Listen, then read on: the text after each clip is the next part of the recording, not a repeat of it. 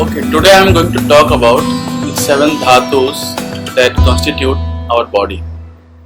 These 7 dhatus, they correspond to 7 Grahas in your Rashi. Okay, now particularly not in your Rashi, you have to see the divisional chart called Sashtansha, which is the 6th harmonic of Rashi chart. Okay, why 6? Because 6 is the house of disease. Okay, so just like sun represents the Vishwatma in your Rashi chart, okay, it is the supreme soul.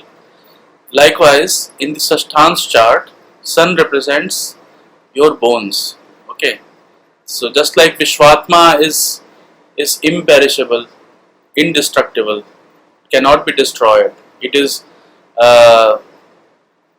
in the similar fashion, bones are also kind of imperishable. See, you can find bones of dinosaurs who have lived, say, millions of years ago. That is the normal process of decay in bones is very slow. Okay, so it is kind of imperishable, just like the Vishwatma. Okay, and just like the Atma of everyone is the most you can say the purest form of somebody. Okay, so if you see any person, just don't see it how he is looking right now. See how he is going to be. Okay, like once everything is once, let's say, in the future he is dead, then what remains is just the skeleton. Okay, so if you see any person just as the skeleton, you will see that everyone is same. There is no difference from the race, from the gender, from the caste, from the religion. Everyone is same. Everyone has got the same bare bones. That way, these bones resemble Vishwatma. That's why, if sun is strong in your chart, that means you have very good bones, very strong bones.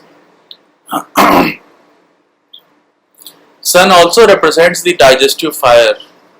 It is since it is sun is the lord of natural 5th house, it represents the Jatharagni, the Agni in your stomach that is used for digesting the food. So if sun is weak, then that means you have a weak digestion, and occasionally you have the problems related to digestive system. Likewise, moon. What is moon? See, moon is the mother. Just like sun is the father, moon is the mother. And moon is the universal mother. And just like mother provides the nourishment to its baby, moon provides nourishment. And what is the most nutrient? What is the most which part of your body provides the maximum amount of nutrient? That is the blood. Okay, so that's why blood is represented by moon. And when you have, and moon is also liquid, so blood totally fits moon. And just like moon provides the nourishment to your body, in your body, blood provides the nourishment to all the parts, each and every cell of your body. Okay, so moon represents the blood. Then comes the Mercury. Mercury represents the skin. Okay, skin and the plasma is represented by Mercury. See, skin is the only part of your body that differentiates, that is the boundary between what is external and what is internal to you, what is you and what is not you.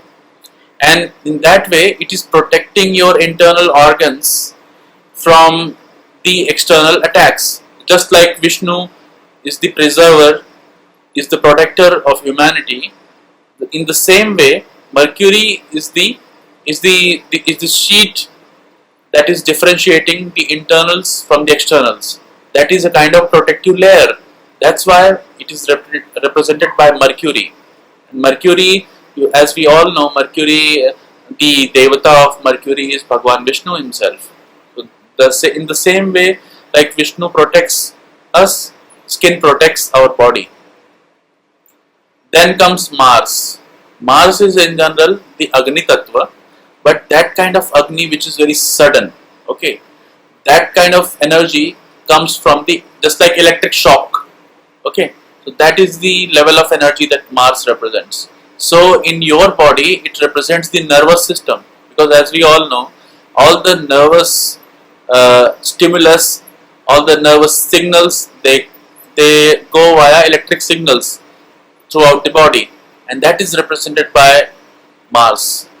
Mars also represents the bone marrow. Okay, because bone marrows are the centralized channels in which all the nerves originate, and they pass through. Then comes Saturn. Saturn represents the muscles. Okay, like in old times, the person who used to do a lot of physical work. Okay, these are the labor class people. Okay, they have to carry a lot of load behind their back. They have to drive the bullock carts, and all those heavy duty tasks has to be done by these muscular people. So those muscles are represented by Saturn. As we all know, Saturn also represents all the lower strata of the society, like these labor class people, all the servant class person who has to work very hard physically. Okay, all the blue collar jobs, that is represented by Saturn. So in general, presence of Saturn, a strong Saturn in your chart represents a very good muscular strength. Okay, now it does not mean that if you have good Saturn then you will be labor class person, but you tend to acquire very good muscles. Okay, that you could be doing by going to gymnasium or something. Okay, but that is what it represents. Then comes Shukra. See, Shukra comes from the Rishi Shukracharya. He was the Rishi of all the Asuras, and he has the secret knowledge of Sanjeevani. Sanjeevani Vidya is what Sanjeevani Vidya means: ability to make somebody alive once he is dead. Okay. Now, what is that process that keeps everyone alive in this world? See, anyone who has taken birth has to die one day. Then the only process when person can remain alive is by giving birth to the progeny and giving all the qualities, all the things that one requires to, so that the progeny succeeds in this life. And when the progeny lives, the person thinks that as if he is alive. So that process of keeping you alive in this world is reproduction. That's why Venus represents the reproduction and the reproductive organs, the reproductive rasas, like semen in men and ovaries and egg in the female. Okay. Then comes Jupiter. Jupiter is represented by the fat in your body. Okay. Now that fat is very crude term actually. In Ayurveda we know the term kapha. Okay, the kapha is represented by Jupiter. So if you find some person who is very fat or somebody, he must have strong Jupiter, because Jupiter represents the Med, that is the fat. Okay. Now if Jupiter is strong, then the person has strong memory, because the strong memory is also represented by very good by a lot of kapha in the body. Okay, that's the creative force of the person, that is represented by Jupiter. Then Rahu and Ketu. Okay, Rahu and Ketu do not represent any dhatu in the body. They only represent the depletion and access of these things. Okay, so let's say if some dhatu gets in access or does work in an uncontrolled fashion, that means that Rahu is affecting that particular portion, that particular dhatu. And if there is depletion of particular dhatu in the body, then that is represented by association of Ketu. Okay, so let's say somebody has Jupiter and Rahu together, then that means he may gain excess of fat. Okay, or his kapha will be afflicted by Rahu, so he may have a lot of memory loss also, because see, Meda is there, Vasa is there, fat is there, but it is afflicted by Rahu, an external component. Okay, that is causing the skewness. Okay, he may be schizophrenic or he may have memory losses. Likewise, Ketu, if Ketu is there, then it means there is sudden loss of that component. Okay, the person maybe, let's say Ketu is with Jupiter, then the person will become very thin. He will not acquire fat very fast. Okay, if Ketu is with Mars, then the nervous system will become weak. Okay, if Rahu is with Moon, then it means that Moon is going to something like an excess multiplication of these cells, just like in cancer. Okay, or excess of something, excess of muscles, or the bones could become larger. So that kind of skewness is caused by these nodes. Now, you do not have to see these combinations in the Rashi chart, because Rashi chart represents a lot of things. It is superimposition of all the aspects of your life. Only just for your body, if you want to see, then just look for the D6 chart, that is the Shashthansh chart, and see which all planets are aspecting, especially nodes. Okay, if nodes are aspecting or afflicting a particular dhatu in your chart, then that particular dhatu will be afflicted. That particular dhatu will create problem and will create diseases.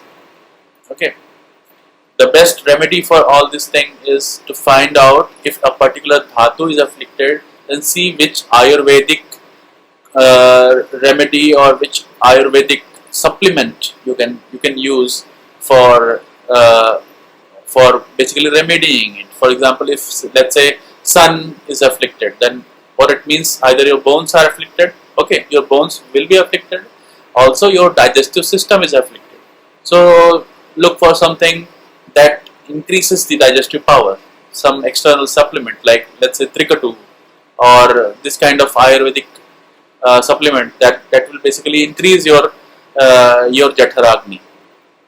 Okay, and you should avoid having excess calcium, because see, if bones are afflicted, okay, or if let's say Sun is afflicted by Rahu, then that means your bones will be afflicted. Okay, it may grow extended it may go extensively. Then what you have to make sure that you do not eat very rich food, otherwise that rich food will cause increase in the length of the bones, and then you will have problems. Okay, if Rahu is there with the Moon, then your blood cells, you will suddenly have you will occasionally have affliction of blood, like some diseases wherein Moon will be, like, let's say, blood cancer. Okay, some excess of multiplication in the blood cells. So that kind of thing can happen. If Mars is afflicted, then your nervous system is not good. Okay, it would be good to take supplements supplements that will cure the nervous system. Okay, if Jupiter is afflicted, then your memory could not be very good. So you have to take some supplement like Brahmi or the things like that will increase your memory.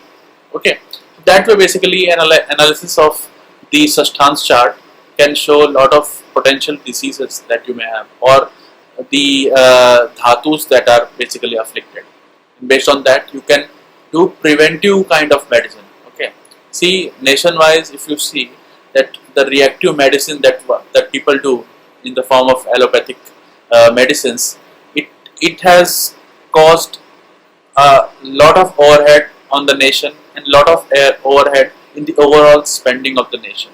So if one person, if you can identify the diseases beforehand, if you can identify it based on the dhatus that are afflicting your body, then you can do it, you can have a preventive medicine, and that preventive medicine is it reduces the cost of reactive medicine.